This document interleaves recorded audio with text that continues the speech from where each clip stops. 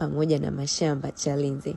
Na hapa ni Chalinze kwa Mwarabu kwenye mradi wetu wa viwanja. Just 2 kilomita kutoka hapa mpaka kwenye viwanja. So, let's go. Tukawa tunapita hapo nikakutana na shule nzuri, nikasema niwaoneshe matajiri zetu, and this is our beautiful site.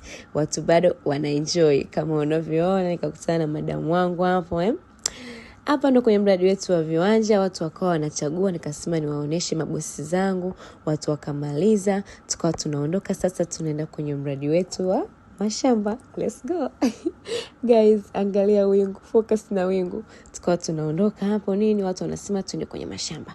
Tukawa tunaenda zetu kwenye mashamba, tukafika Chalinze town hapo, nikakutana na nanasi nzuri, nikasema niwaoneshe.